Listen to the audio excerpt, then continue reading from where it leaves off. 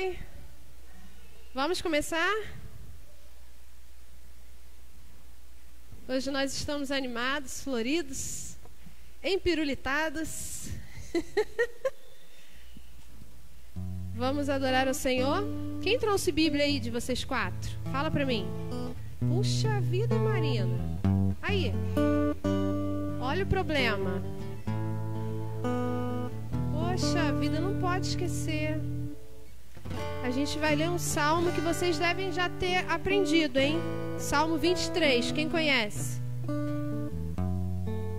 O Senhor é o meu pastor. Aí, pronto. Já tá tudo certo agora. Vamos nos levantar? Vamos ler o Salmo 23?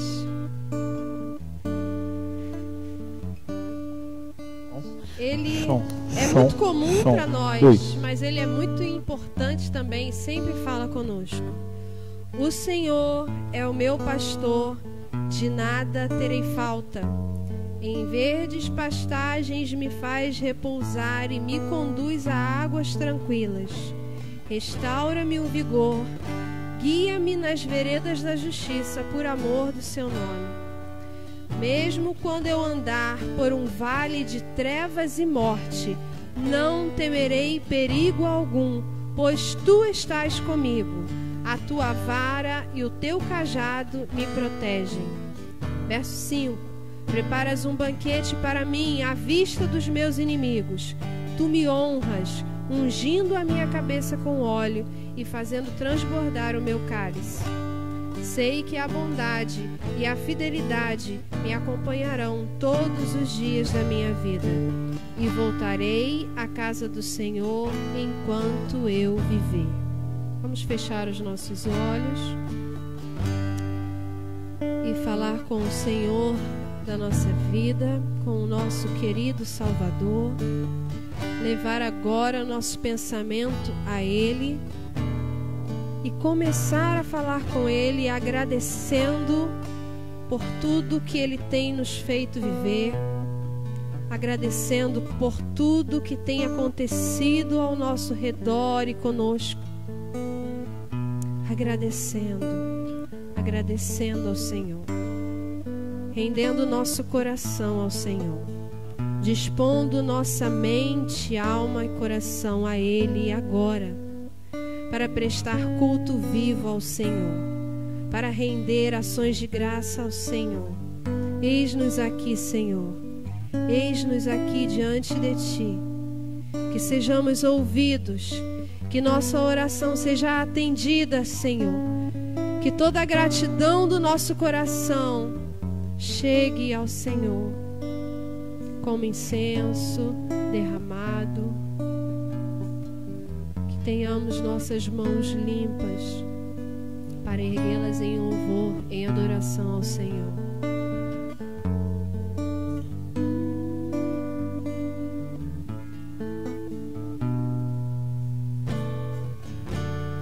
Ó Deus, me sondas,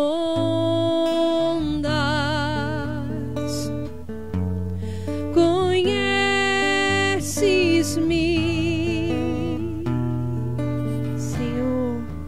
mesmo quando falho, eu sei, me amas, estás presente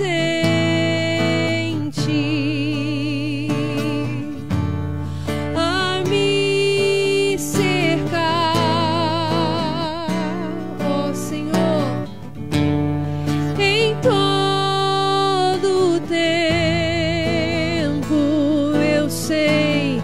Eu sei,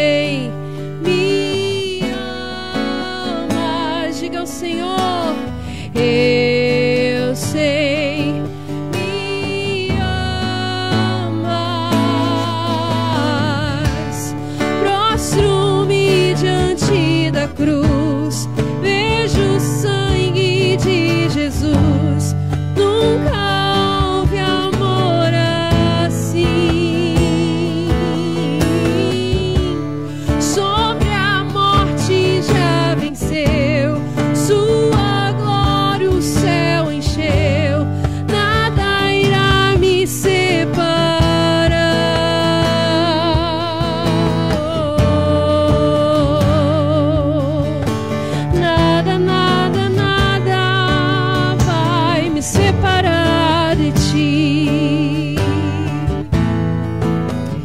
és o meu guia, Senhor. Tu és meu guia, meu protetor, meu protetor.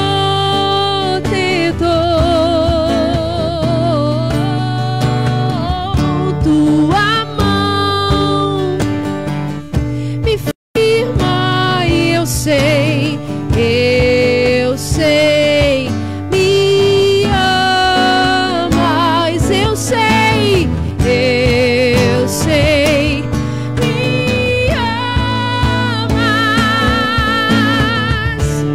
Prostro-me diante da cruz, vejo o sangue de Jesus. Nunca houve amor assim, não, não, não. Ele já venceu, o céu encheu, nada irá me separar. O véu rasgou, o caminho abriu, tudo consumado está. O véu rasgou, o caminho abriu, tudo consumado está. E quando tudo se acabar, estarei seguro, pois sabemos, eu sei, me amas, pois eu sei que tu me amas. Prostro-me diante da cruz, vejo o sangue de Jesus. Nunca houve amor assim, nunca. Já venceu, o céu encheu, nada irá. Oh, eu prostro-me diante da cruz, vejo o sangue de Jesus. Nunca houve amor assim, Senhor. Sobre a morte já venceu, tua glória o céu encheu, nada irá me separar. O véu rasgou, tudo consumado está. Oh Senhor, nós cremos, Senhor. O véu rasgou, o caminho abriu, tudo consumado está. Prostro-me diante da cruz, vejo o sangue de Jesus. Nunca houve amor assim. Sobre a morte já venceu, sua glória o céu encheu, nada irá nos separar.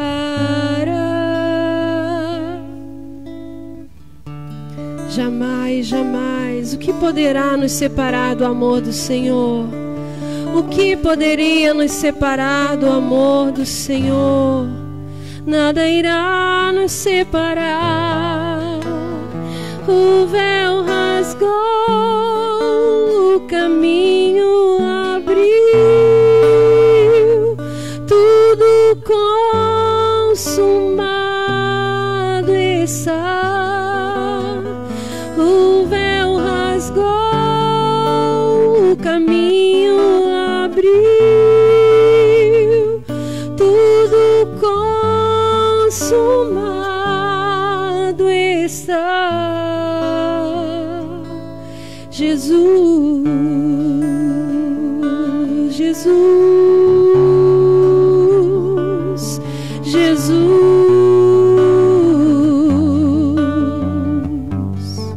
fez um caminho para nós. Jesus, Jesus.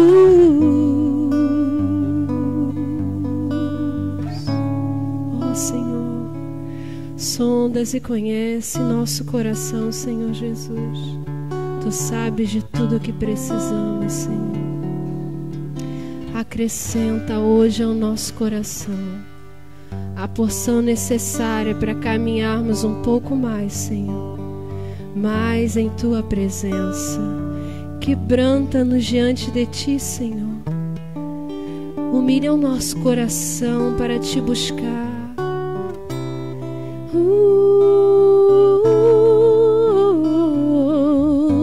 Pela cruz nos chamou, gentilmente me atraiu e eu, sem palavras, me aproximo, quebrantado por Teu amor.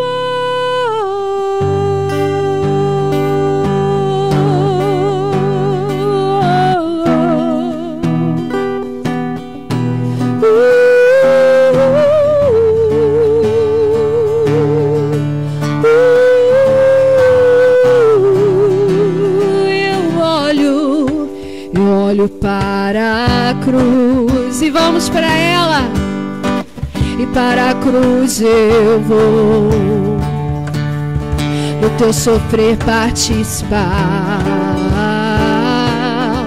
na Tua obra vou cantar. Ele é o meu Salvador. Na cruz mostrou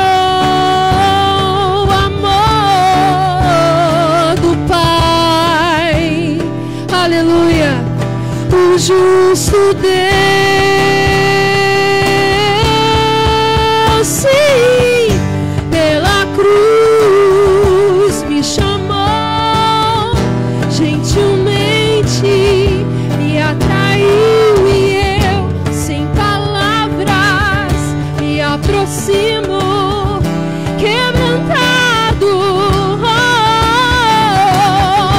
pela cruz chamou, gentilmente me atraiu e eu me aproximo, quebrantado.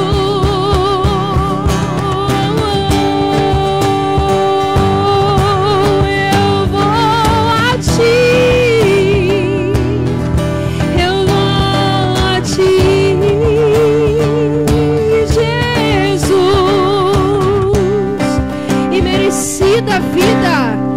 Merecida a vida, de graça recebi, por Sua cruz, da morte me livrou, trouxe-me a vida, eu estava condenado, pela cruz eu fui reconciliado.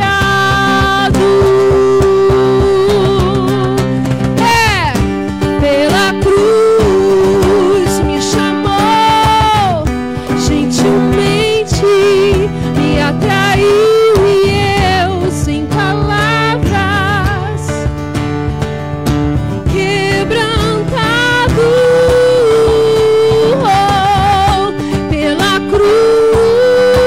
Me chamou, gentilmente me atraiu,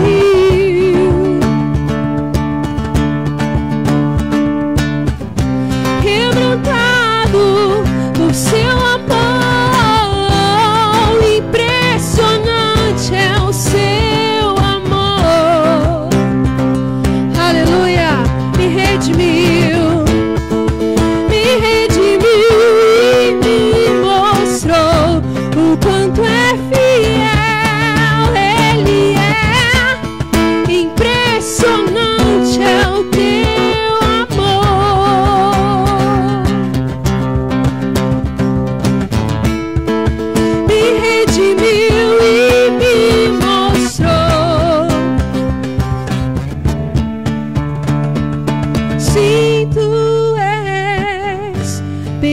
cruz me chamou, gentilmente me atraiu e eu, sem palavras, me aproximo, quebrantado por teu amor.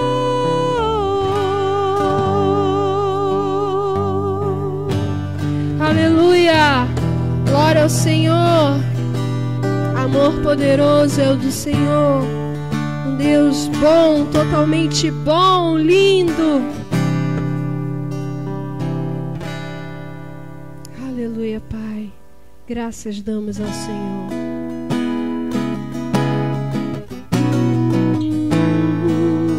Jesus querido, exaltamos e bendizemos seu nome, Senhor. Acima de tudo está o Senhor Supremo, totalmente Rei, governa sobre tudo. Tudo está em tuas mãos e sob o teu controle. Lindo Jesus, Rei do meu coração, como eu amo os teus caminhos.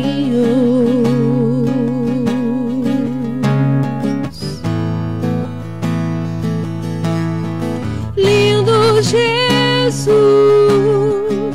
estrela da manhã, eu cantarei a ti.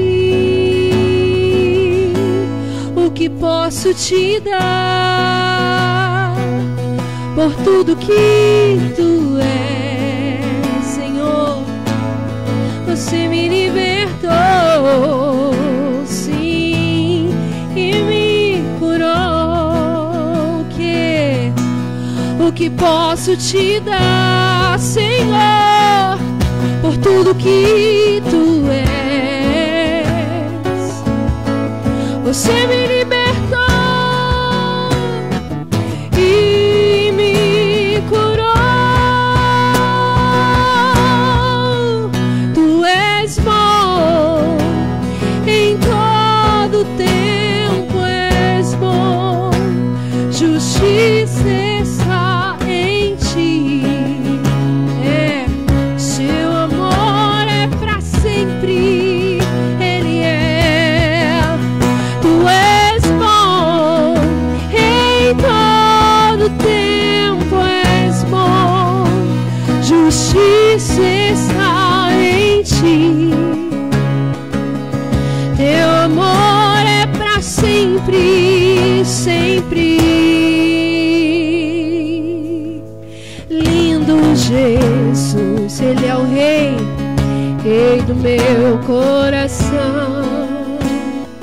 Como eu amo os teus caminhos. Lindo Jesus, estrela da manhã, eu cantarei a ti. O que posso te dar? Peça ao Senhor por tudo que tu és. O que, Senhor? Você me libertou e me curou. Tu és bom, em todo tempo és bom. Justiça está em ti, teu amor é. Tu és bom, diga, pra sempre és bom. Sim, teu amor, Senhor, tu és bom, tu és bom.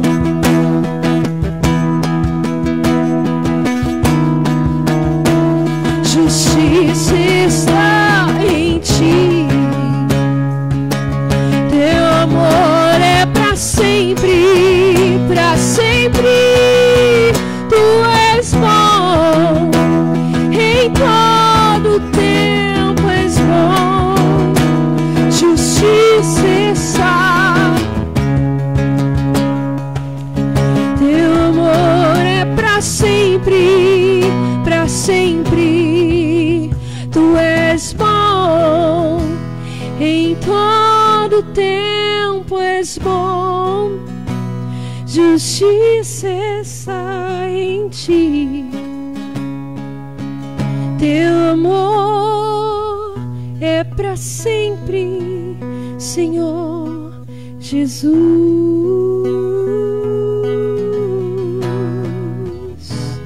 Ele é bom, Ele é bom, Ele é bom, o seu amor dura para sempre. Nós cremos na tua justiça, Senhor. E ainda que passarmos pelo vale da sombra da morte, tu estás conosco. Tua vara e o teu cajado nos consolam. Sempre estás conosco. Em um nome santo, santo de Jesus. Aleluia. Eu gostaria de orar pelas crianças. Vocês podem ficar nessas 4 cadeiras aqui da frente?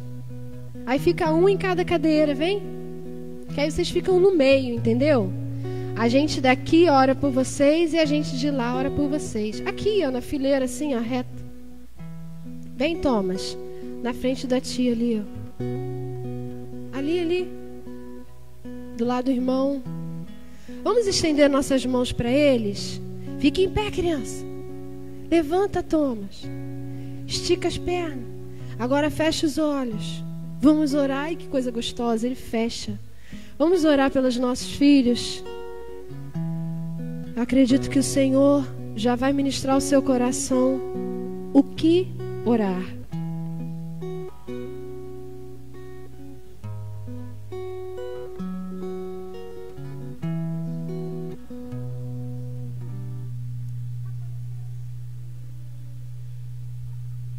Orem, oremos. Essa é a nossa semente. Oh, Jesus. Oh, oramos, Senhor, e cremos, Senhor, que essa é a semente que o Senhor nos deu. A semente do Senhor sobre esta terra. E nós estendemos as mãos e abençoamos com toda sorte de bênção. Recaia sobre eles o teu cuidado, Senhor. Recaia sobre eles o teu amor poderoso, Senhor. Recaia sobre eles o temor do Senhor. Recaia sobre eles os seus preciosos dons. Recaia sobre eles os teus cuidados, Senhor. Invocamos a Ti proteção para dias de trevas, proteção para dias de angústia, Senhor. Em nome de Jesus, em nome de Jesus, nós abençoamos e profetizamos em nome de Jesus. Amém.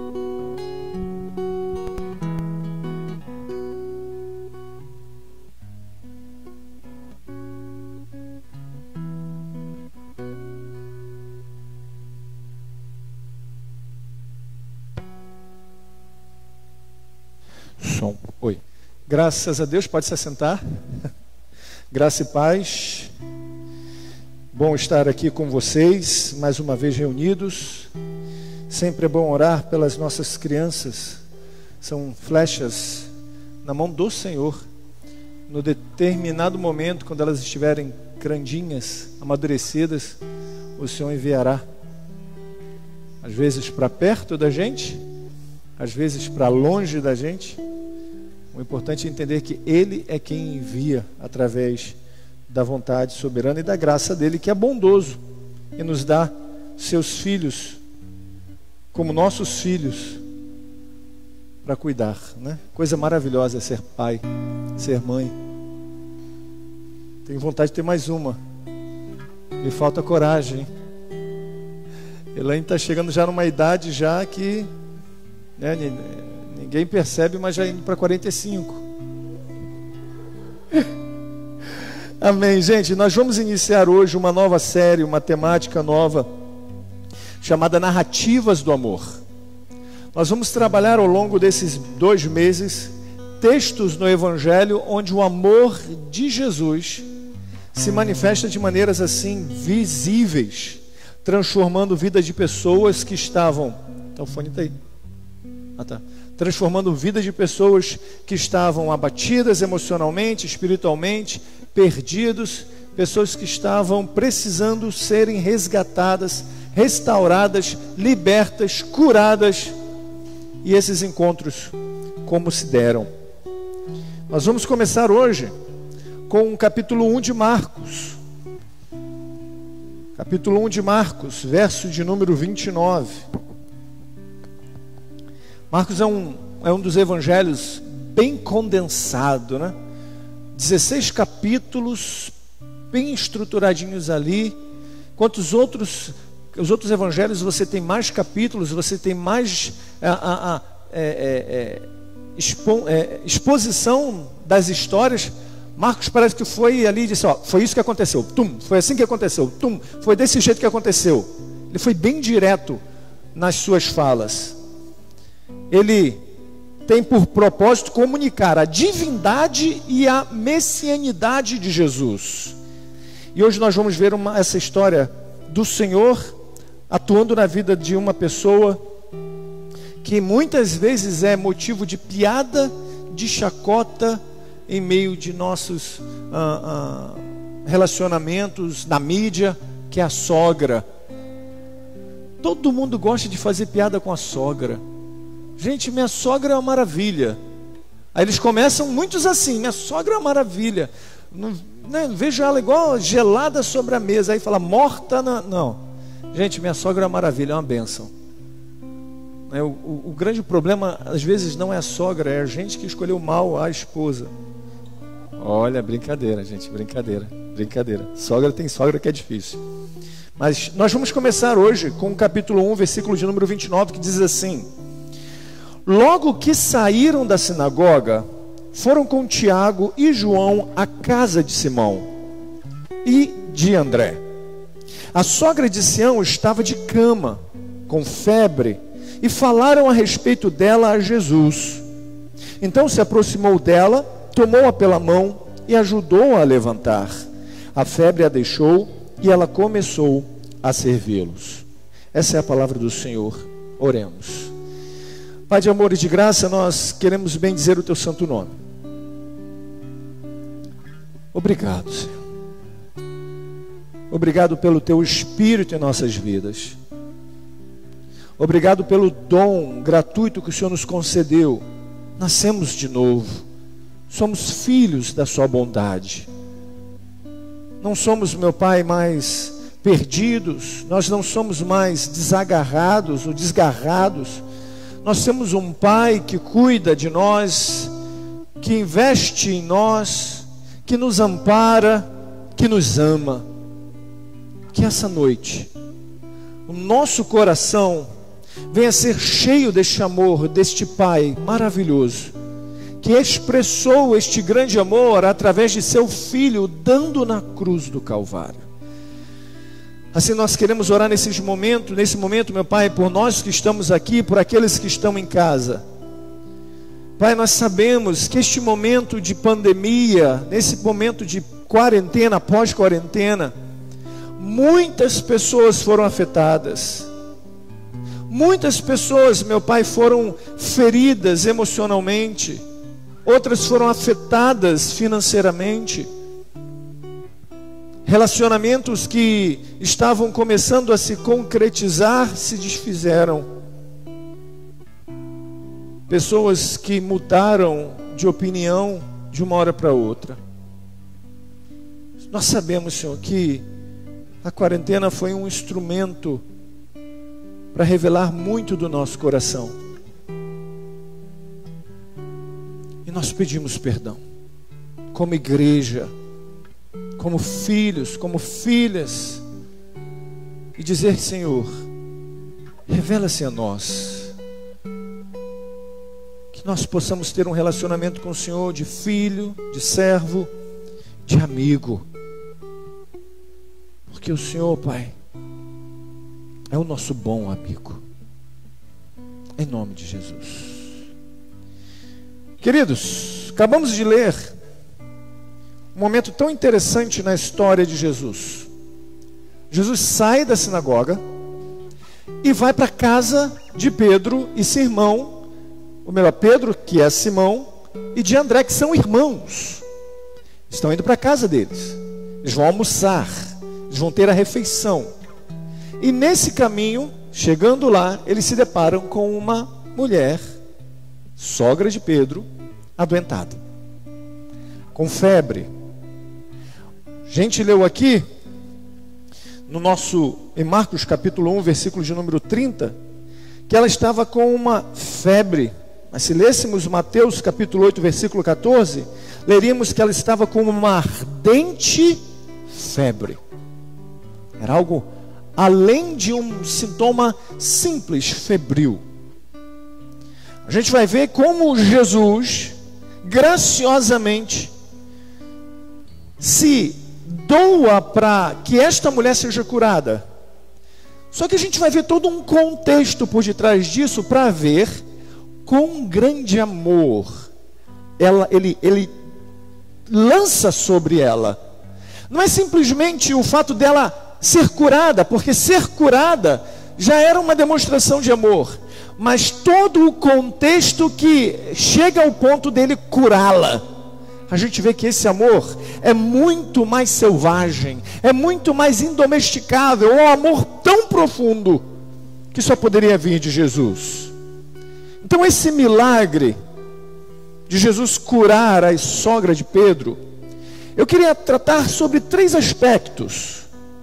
Esse milagre diz respeito a Jesus, esse milagre diz respeito aos discípulos, e esse milagre diz respeito à sogra de Pedro. Jesus, discípulos e a sogra de Pedro. Era sábado, e eu gostaria que usássemos as nossas imaginações. Crianças têm a tendência de usar bem a imaginação, e parece que quando a gente vai envelhecendo, a gente lança a imaginação de lado, como se a imaginação fosse apenas um atributo da infância, como se a imaginação fosse algo pertencente ao momento em que eu não tinha juízo, que eu não tinha boletos para pagar, preocupações. Eu era criança, então eu poderia imaginar.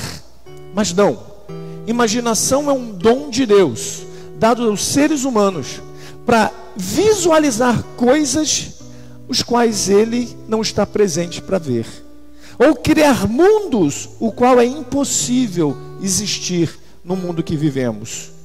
Então eu gostaria que vocês aguçassem as suas imaginações. É sábado. O dia para o judeu, pela manhã, começa às 6. Homens se preparam, acordam cedo, não podem acender fogo para aquecer nada, afinal de contas é Shabat.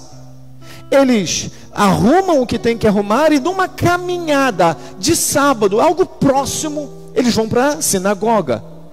8h30, 9 horas já estão lá, muito menos até, e começa todo o ritual de culto dos judeus. Então imagine que Jesus, junto com os seus discípulos, em Cafarnaum, uma cidade praiana, onde Pedro mora, apesar de Pedro ser original de Betsaida, ali eles acordam pela manhã, agradecem a Deus, como uma oração, como todo bom judeu faz pela manhã. Bendito seja o Criador dos céus e da terra, que nos deu o Espírito de volta e podemos então viver.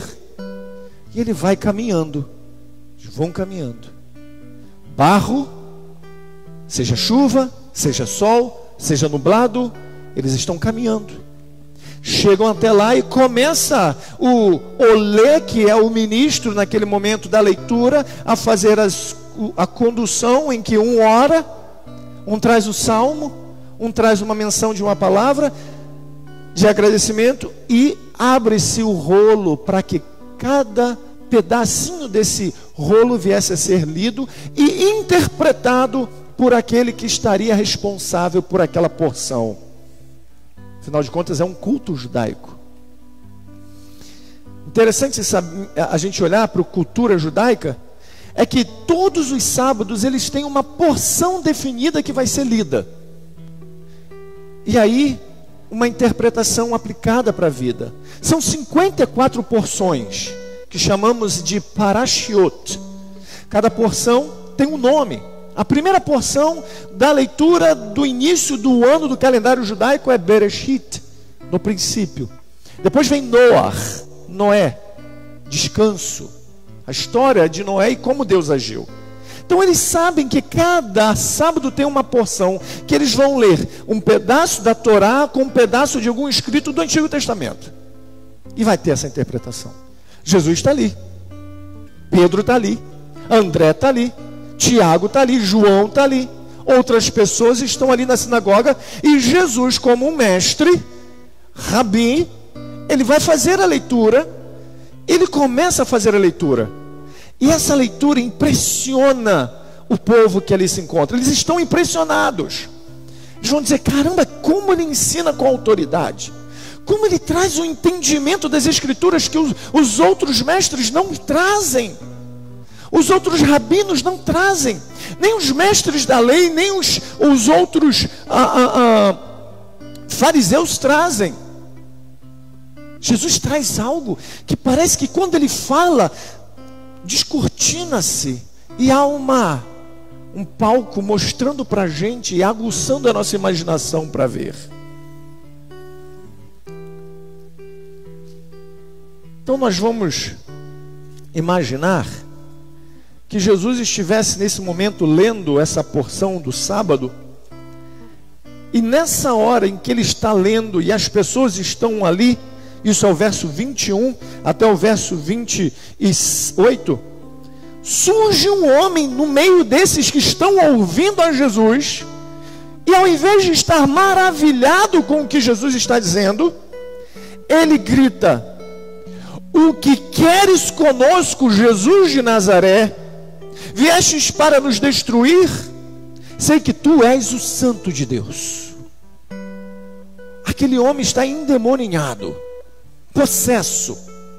A sua mente está tomada por um espírito imundo que o conduz a se manifestar no meio da sinagoga enquanto o mestre ensina.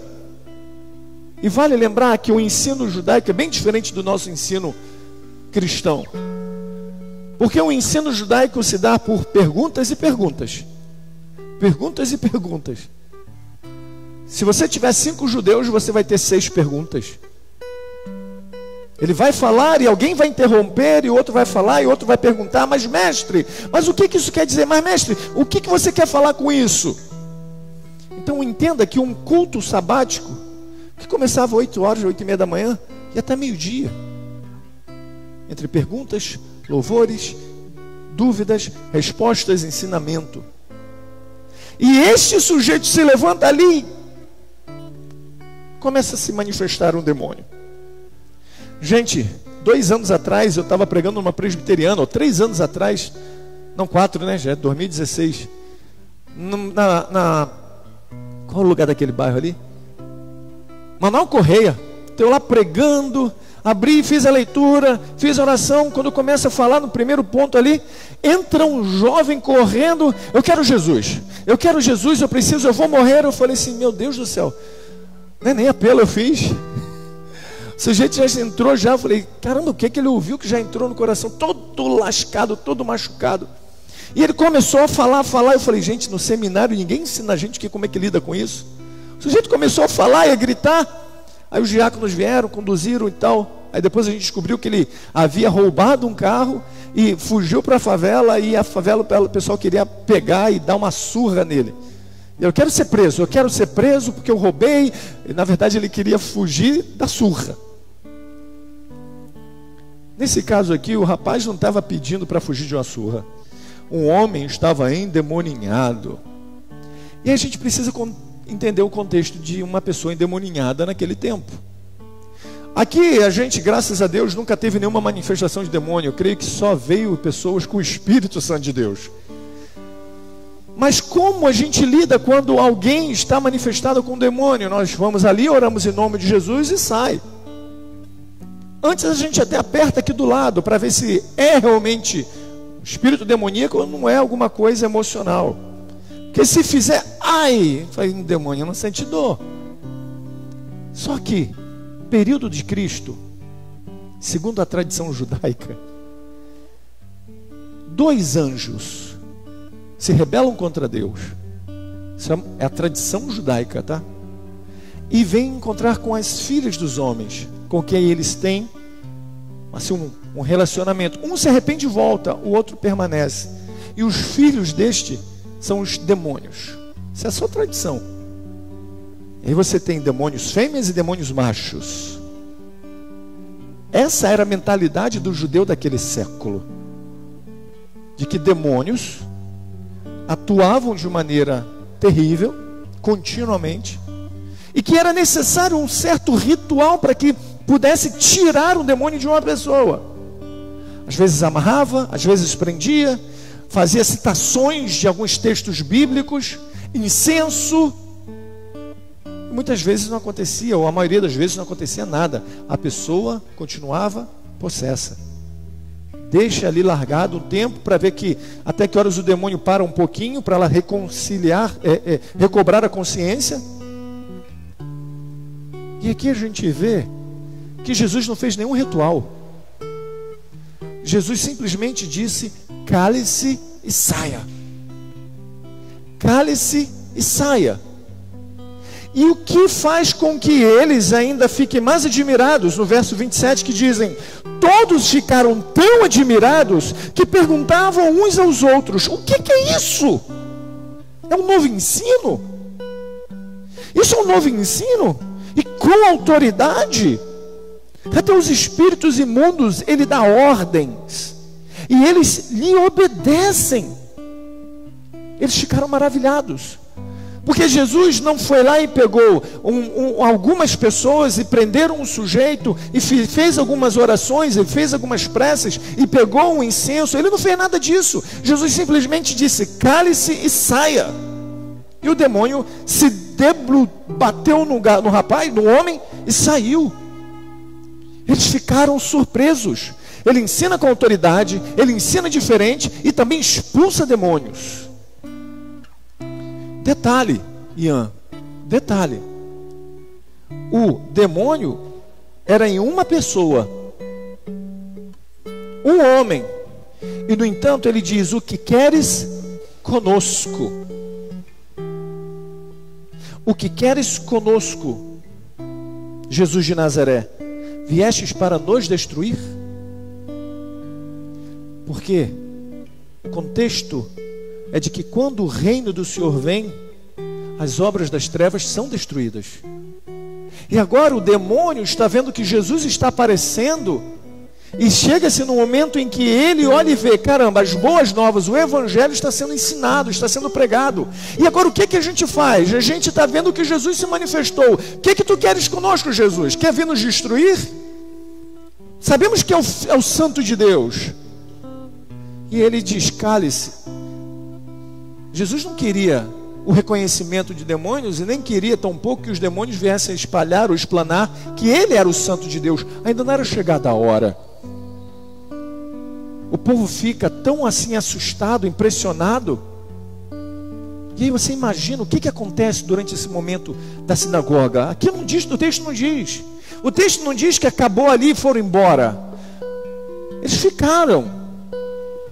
Ele continua. E a gente para e pensa: por que se expulsa? Por que Jesus expulsou esse demônio? Primeiro, porque Deus é gracioso. Jesus é gracioso com aqueles que sofrem. Segundo, uma pessoa endemoniada não tem noção do que está ouvindo ou fazendo. Então, como o evangelho poderia entrar na vida dele se ele não ouvisse, tivesse compreensão do que ele estava ouvindo? Precisava recapitular ou recobrar a consciência daquele homem para que ele continuasse ouvindo, e aí sim a palavra transformaria a vida dele. Aí acaba tudo isso. Jesus, que ensino foi esse? Que poder foi esse? Tá, Pedro, vamos lá para sua casa que eu vou comer contigo. Beleza, minha sogra está lá, minha esposa está lá. Eles vão fazer um quitute bom. Hoje é sábado, Shabat, já está tudo pronto. Não pode fazer muita coisa, então é só pegar o que já está. Não pode acender o fogo já está aceso desde o dia anterior. Não pode fazer uma série de coisas. Então a gente vai andando. E nesse caminho para a casa da sogra, ao chegar lá, encontra com a sogra com uma febre terrível. E febre não é a causa, febre é o sintoma. Ninguém com febre morre por causa da febre. Morre porque alguma coisa dentro do corpo está causando aquela febre. A febre é um sintoma de que algo dentro do corpo não está bom, não está legal. Alguma coisa dentro do corpo está causando um mal, e esse mal está sendo mostrado que alerta. Alerta, você precisa de medicamento, você precisa de cura, você precisa de ajuda. E aí a gente olha e vê que essa pessoa tem um problema muito mais do que a febre. Alguma coisa no corpo dela estava causando a febre. E a gente não está falando do século 21, onde a gente pode ir na UPA, onde a gente pode ir numa farmácia e comprar um antifebril. A gente pode ir na farmácia e comprar um remédio. A gente está falando de um período que o tratamento para esse tipo de febre, ardente febre, segundo o Talmud, a tradição oral dos judeus, era pegar uma faca de ferro, não era botar na cabeça não, pegar uma mecha do cabelo da pessoa com febre, ir numa figueira e furar, parece coisa de uma, né, de umbanda, né? E ficava a faca no cabelo, naquela árvore. E no primeiro dia, a mulher está com febre um dia. Então vamos lá, o pessoal vai citar Êxodo, um capítulo de Êxodo 2 versículos, ou 2 capítulos. No segundo dia vão recitar um outro capítulo de Êxodo. No terceiro dia vão recitar. Se ela ficar boa, aleluia. Se não ficar, vai morrer. Olha o ritual de cura. Fora o paninho branco molhadinho sobre a testa. Água. Gente, se paninho bom fosse... não vou nem falar isso. Então você olha e vê que Jesus chega na casa dessa mulher e estende a mão. Olha que coisa impressionante. Como eu disse anteriormente, se Jesus só tivesse feito a cura, seria algo maravilhoso. Mas olha o contexto que ele está vindo. Ele está a manhã toda no culto. Ele está a manhã toda pregando, ensinando, e ainda expulsa um demônio. E aí ele, como qualquer pregador, depois de um culto, o que qualquer crente, e quando prega depois do culto, quer fazer? Comer. Descansar. Para quem já pregou sabe que o domingo é um domingo tenso, em que você tem que estudar, você tem que memorizar o que você está estudando, você tem que ter um entendimento do que você está vendo, você vai pregar e depois da pregação você está exausto e você está com fome. Jesus está com fome, Jesus está exausto. Vai para a casa de Pedro para comer, vai para a casa de Pedro para descansar. E aí, ao invés de ele comer e descansar, ele vai ajudar. Então, o primeiro ponto é Jesus. Ele não tinha necessidade de público para fazer uso do seu poder. Ele não estava na casa da sogra de Pedro, ou da casa de Pedro, e com a multidão para ele dizer assim: não, só vou fazer e operar se tiver uma multidão como um grupo grande, como tem na sinagoga. Ele não precisa. O Senhor intervém na nossa vida com cura, a gente sozinho, a gente com 2, a gente com 3, ou a gente na multidão. Porque Jesus graciosamente usa do seu poder, independente de público. Ele não precisa de público. Ele estava pronto para curar, tanto no pequeno círculo de uma modéstia casa de pescador, como na sinagoga cheia de gente. Isso é lindo. Porque ele foi numa casa simples.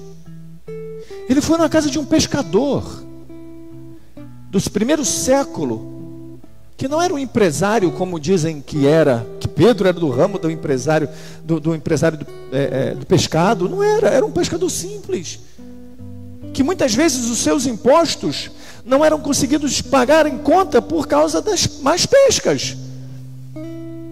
E aí você olha e vê que Jesus vai na casa de uma pessoa simples, e age, demonstrando a sua graça.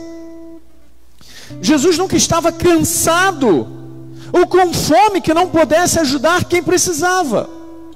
Jesus nunca dizia: calma que eu vou comer, ou calma que eu estou cansado.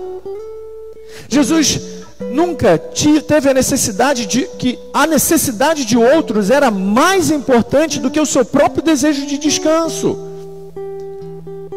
A necessidade de ver aquela mulher curada, ou a necessidade daquela mulher de ser curada, era maior do que a necessidade dele de descansar e de comer. Ele foi até essa mulher. E o método de cura de Jesus era totalmente diferente. Não havia rituais, não havia encantos, não havia conjuros, não havia nada disso. Ele simplesmente chegou perto dessa mulher que estava com febre e estendeu a mão e a levantou. Consegue visualizar alguém de sua família doente sobre a cama, com febre, doente, ruim, bem ruim, e Jesus simplesmente chegar e levanta? Jesus é esse socorro bem presente que está sempre nos alcançando quando nós estamos em nossos problemas. Quando estamos em nossos problemas, quando estamos nessas situações de doença, nessas situações de angústia, nessas situações de dor, Jesus não é aquele que espera aí que eu estou cansado, espera aí que eu estou angustiado, espera aí que eu estou com fome. Ele está sempre atento às nossas dores, sempre atento às nossas angústias, sempre atento às nossas febres, sejam elas quais forem. Às vezes a nossa febre pode não ser uma febre causada por algo físico, mas a gente pode estar vivendo de repente um sintoma de algo muito mais mental, emocional, espiritual. O Senhor está atento a esses problemas. Para Jesus o milagre não era apenas uma maneira de aumentar o prestígio dele. Ajudar os doentes não era para ele ter uma tarefa, não era para ele uma tarefa desagradável, trabalhosa. Ele ajudava porque estava interessado de maneira suprema em todos que necessitam de ajuda. A gente tem uma fonte inesgotável de amor que está sempre pronta a nos ouvir. E aí eu entro no segundo ponto, que o milagre diz respeito aos discípulos. Os discípulos estavam com ele há pouco tempo. No final de sua caminhada foram 3 anos. Mas aqui ainda está no início dessa caminhada. Está com ele há pouco tempo, mas colocavam sua confiança nele. Ele vai até Jesus, ele conversa com Jesus, fala sobre a sogra estar doente. O lar que é singelo está todo transtornado, precisa de um milagre.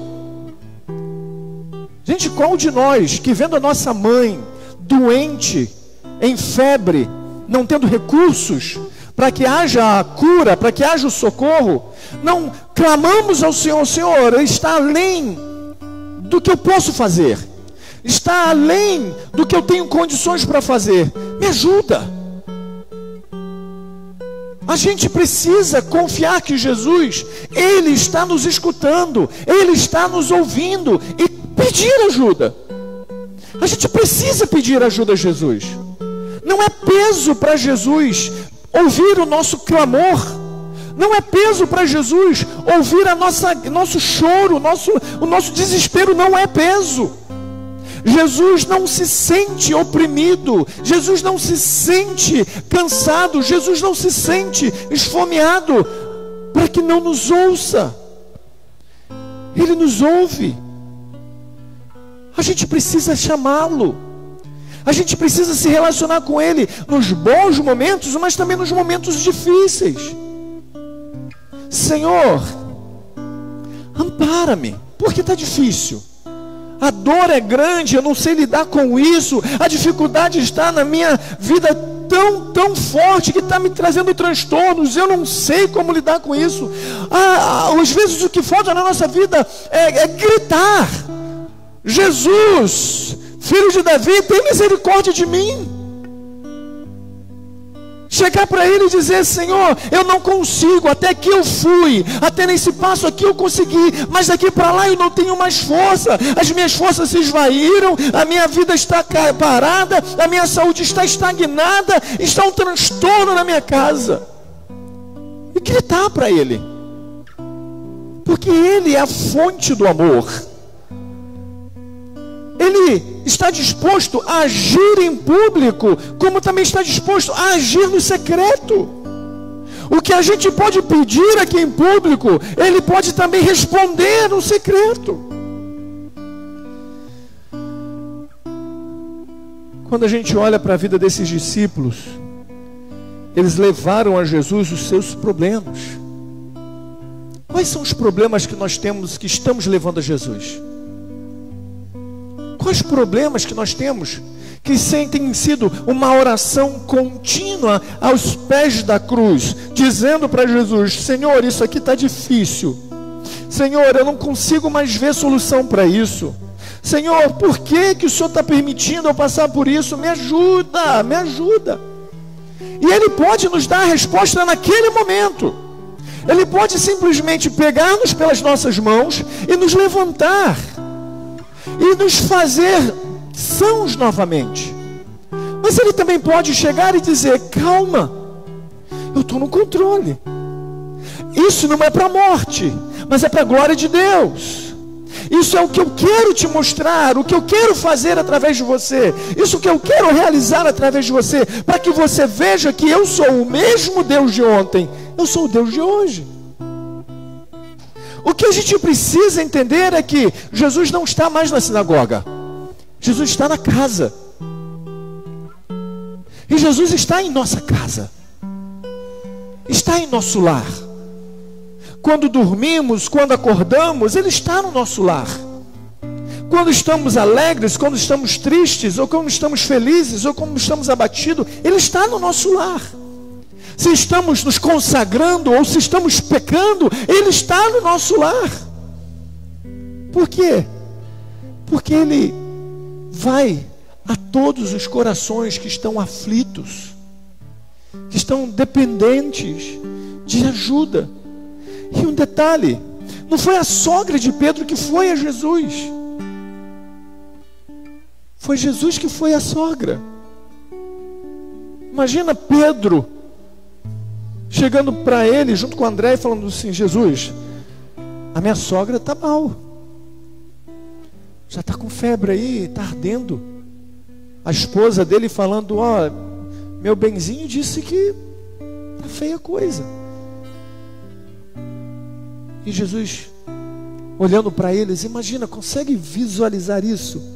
Olhando para os olhos de Pedro, olhando para os olhos dos discípulos ali do lado, caminhar lentamente para o quarto onde se encontra a sogra, se aproximar dela em febre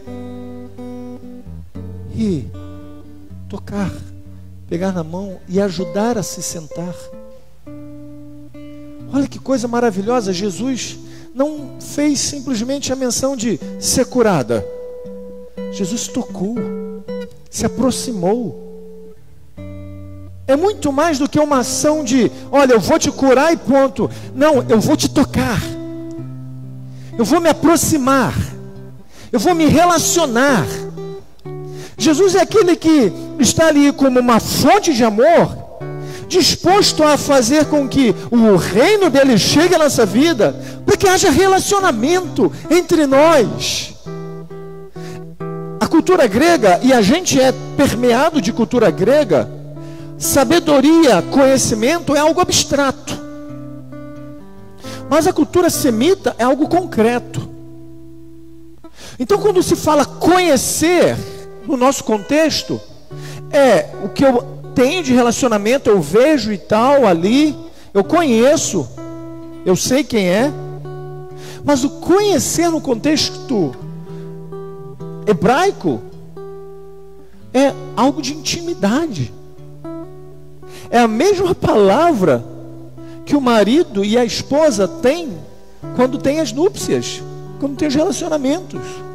Então Jesus está em nossa vida com essa perspectiva de um relacionamento. Então Ele demonstra o seu poder nos curando, Ele demonstra o seu poder nos libertando, Ele demonstra o seu poder atuando na nossa vida para dizer: o novo tempo chegou na sua vida, o meu reino chegou na sua vida, me conhece, porque o outro lugar perfeito, onde não vai haver doença, onde não vai haver dor, onde não vai haver sofrimento nenhum, lá você vai viver comigo para sempre.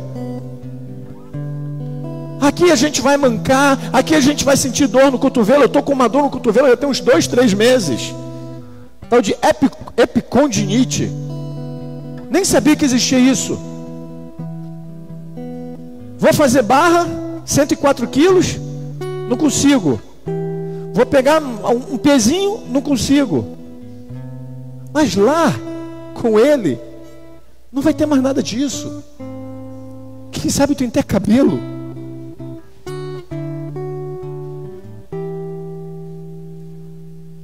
Falei para a Marina que: Marina, você já viu que existe um tal de prótese capilar? Pai, se fizer isso, nem olho mais para o Senhor. A Elaine ainda tentou: que isso, deixa ele, deixa seu pai colocar. Gente, tem gente de Cabo Frio aí que já colocou, tá tirando onda aí, o cara ganhou uns 10 anos, qual o problema de eu botar? Vou botar não, gente, não aguento a zoação. Então Jesus está ali para que a gente se aproxime dele. E aí vem o terceiro ponto, que eu acho maravilhoso, que Jesus, ao curá-la, o verso 31 vai dizer: e então ele se aproximou dela, tomou-a pela mão e ajudou a levantar-se, a febre a deixou e ela começou a servi-los. O milagre diz respeito aos discípulos, porque os discípulos levavam a ele todos os seus problemas. E o milagre diz respeito também à sogra de Pedro, porque assim que ela ficou curada, ela serviu Jesus e os outros. Ela já serviu. Isso é coisa de sogra mesmo, né? Que já é avó. Parece que a gente chega na casa: eu vou fazer alguma coisinha para você comer. Não, mas eu já comi alguma coisa. Não, deixa eu fazer um negócio. O que você quer comer? Um ovinho fritinho?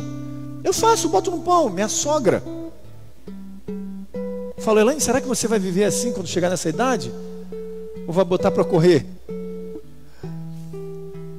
Ela sendo curada, ela não parou aí. Ué, fiquei curada, né? Eu estava com o quê? Nem sabia que eu estava. Você estava com febre? Sério? Estava com febre? Estava delirando? Estava delirando. Sério? Legal. Então vou descansar um pouco, né? Estava com febre? Não, ela prontamente foi para a cozinha para pegar e servir a Jesus, a Pedro, a André, a João, a Tiago e quem estava ali. Cara, isso me ensina pelo menos 2 coisas. Que quando somos curados pelo Senhor, Ele nos chama para algo de uma relação em que nós o servimos. Nós o servimos. Não é por obrigação, mas é por gratidão. É um reflexo do amor do Senhor. E uma outra coisa que eu acho interessante é que o Senhor cuida de todos que andam com Ele. Todos que andam com Jesus, o Senhor cuida. Porque eles estavam ali com Jesus com fome, cansados. Estavam vindo de um culto onde tinha até manifestação de demônio. E eles também foram servidos, foram alimentados, beberam do que tinham que beber.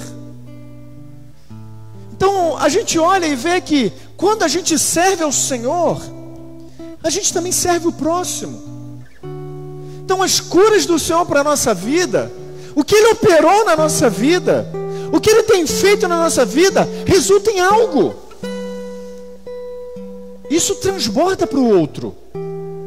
A gente vê o outro e estende a mão. A gente vê o outro e diz uma palavra. A gente vê o outro e manda a mensagem. A gente vê o outro e a gente recebe esse cuidado de Deus.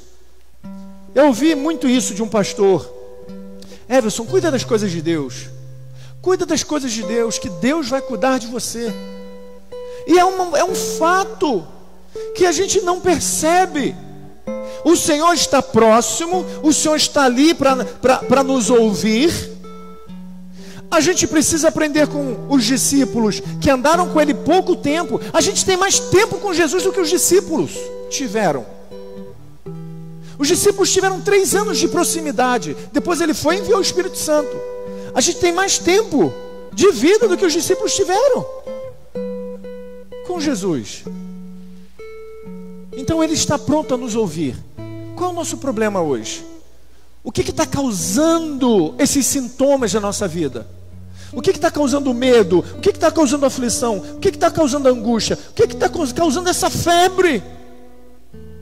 Que a gente possa levar a Cristo e falar: Cristo, isso aqui até um médico pode resolver, mas eu não tenho condição de ir um médico. Isso aqui nenhum médico pode resolver, e eu tenho condição de ir um médico. Mas o Senhor, que é chamado no Antigo Testamento de Adonai Rafa, aquele que cura, que traz a cura, pode me curar. De repente o meu problema é muito simples aos olhos dos outros, mas é meu problema, eu preciso dele.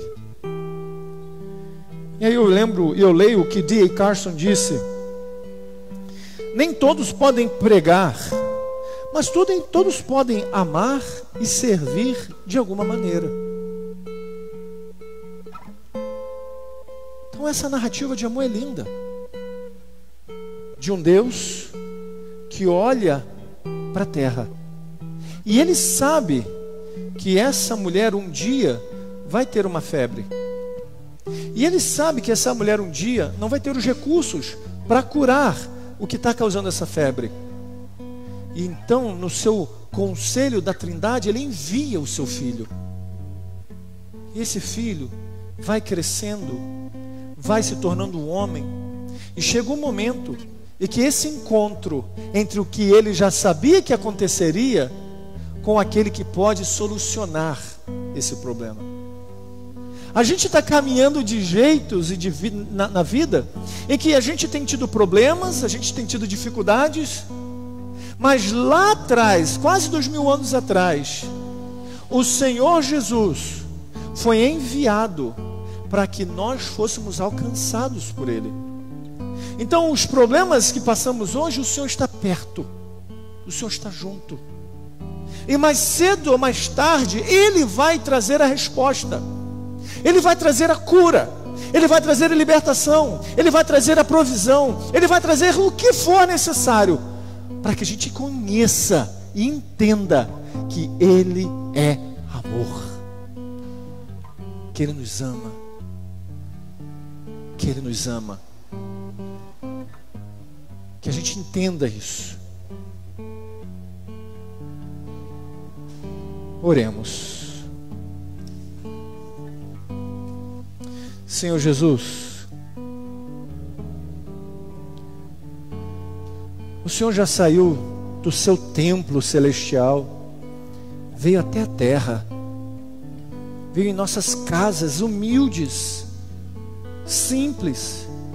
Este mundo, diante da majestade do seu reino celestial, é algo tão humilde, tão simples. E o Senhor foi ali.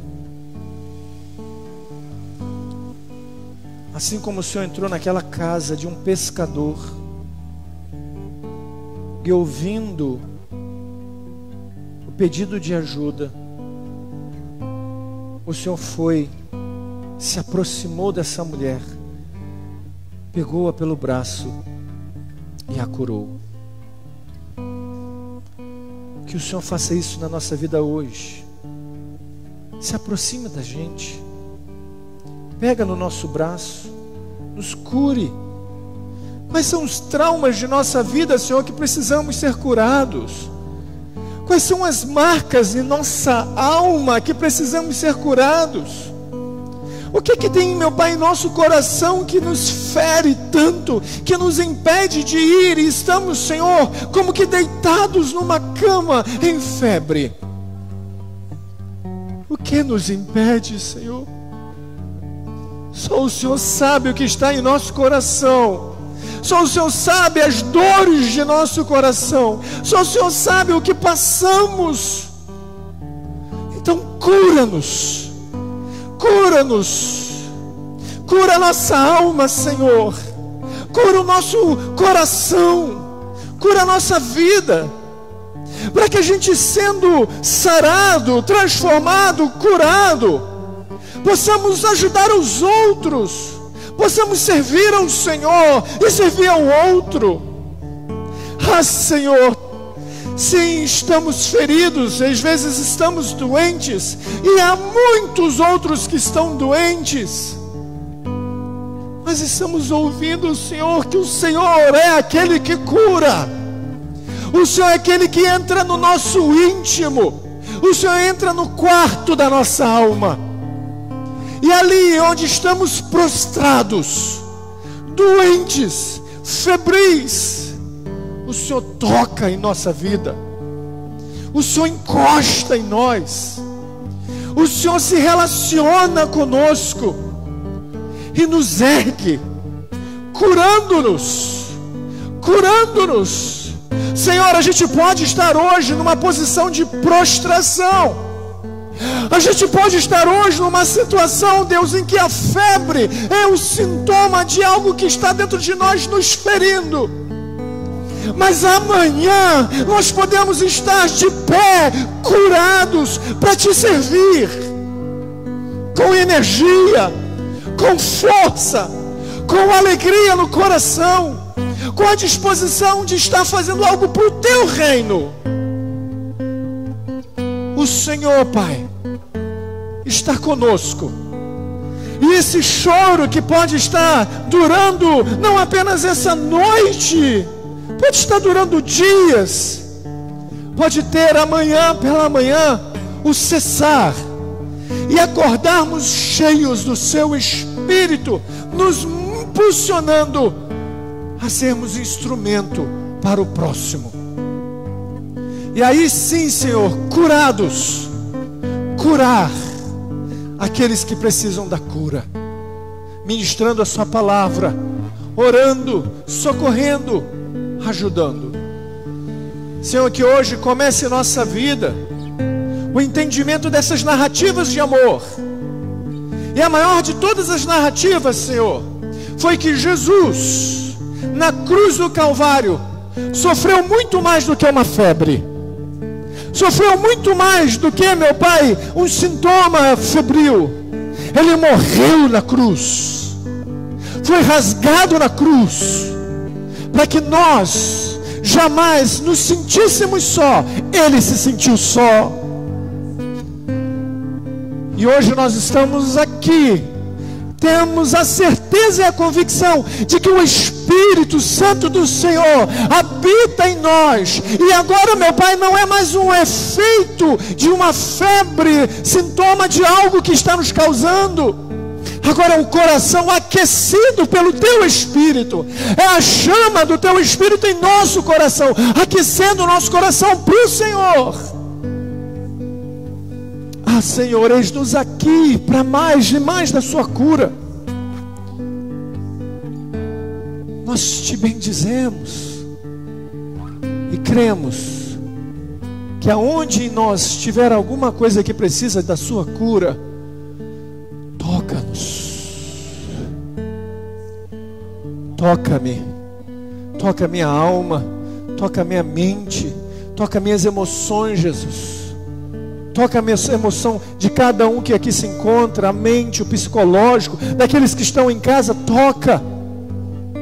Toca nos rins daquele que precisa, meu Pai, da Sua cura.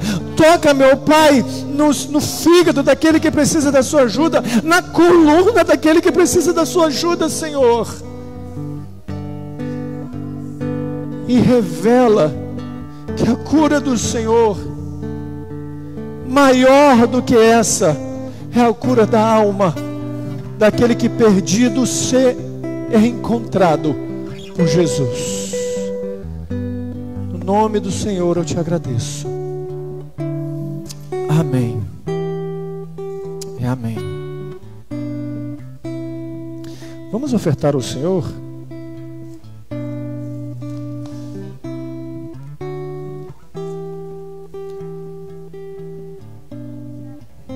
Abre.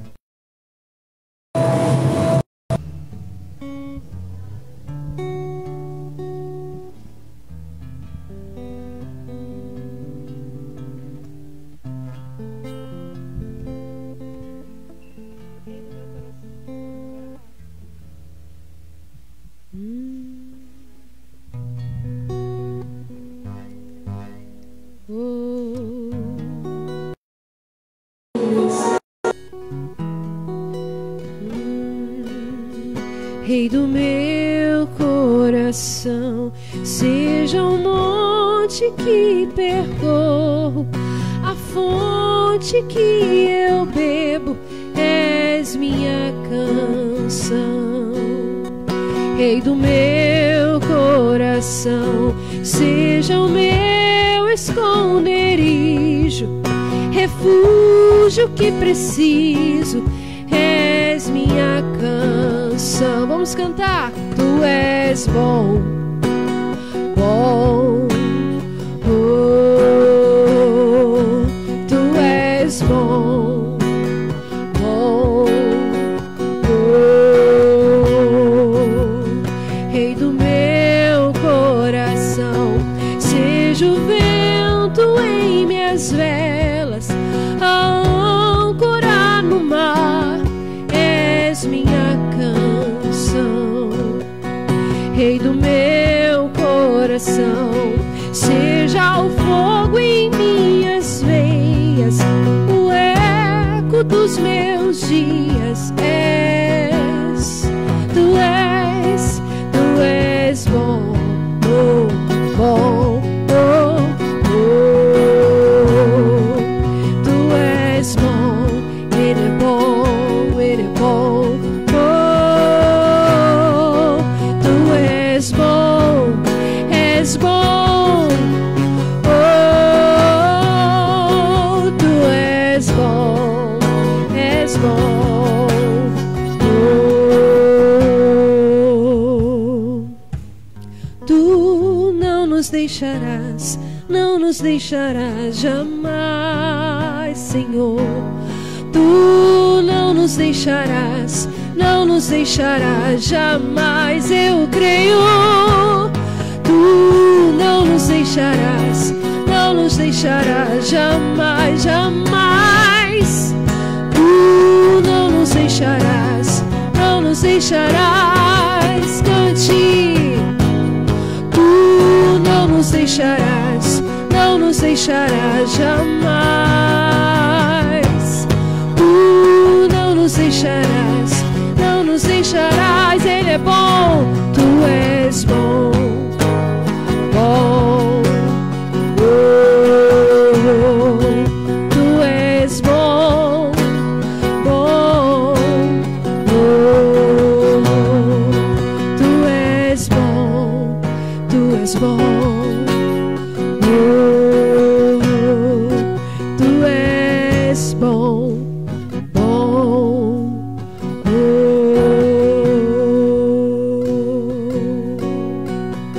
Aleluia. Amém. Vamos ficar de pé para a gente orar e agradecer ao Papai do Céu? Amém. Pai, aqui nós agradecemos o Senhor pelas ofertas, pelos dízimos. Que o Senhor, Pai, dê sabedoria para cada um de nós que nos encontramos aqui, para administrarmos tudo aquilo que o Senhor tem colocado em nossa vida de forma financeira. Que haja em nós a sabedoria que o Senhor deu, meu Pai, a José, que em tempos de escassez, advindas de um momento de fome, de dificuldade, o Senhor deu a sabedoria para que ele se prevenisse. E por causa disso, meu Pai, ele pôde ajudar a sua família. Que a gente, Pai, saiba administrar o que o Senhor tem nos dado, a fim de que lá na frente possamos ajudar quem precisa. Que essa comunidade, Senhor, possa saber administrar financeiramente os recursos que têm chegado até ela. Senhor, nós oramos e pedimos ao Senhor que a bênção do Senhor esteja sobre este local, sobre essa comunidade, sobre os membros, congregantes e visitantes, para a sua glória. Que o Senhor nos conduza debaixo, meu Pai, desse amor, genuíno amor, que é o amor do Senhor. E assim nós também te agradecemos, Pai, pela graça, maravilhosa graça que nos deste, pelo amor de Cristo Jesus, que se aproximou de nós, que pegou em nossas mãos, que nos levantou de nosso pecado, e pela consolação, pelo testemunho interno do Espírito Santo que nos diz que pertencemos ao Senhor, que somos do Senhor e que somos para o Senhor. Assim nós te bendizemos e agradecemos no nome santo de Jesus. Amém, amém e amém. Que Deus abençoe a todos. Eu ia falar que dê um abraço, irmão, mas não dê. Dê uma cotoveladinha de leve. Ainda não. Quarta-feira a gente está aí juntinho.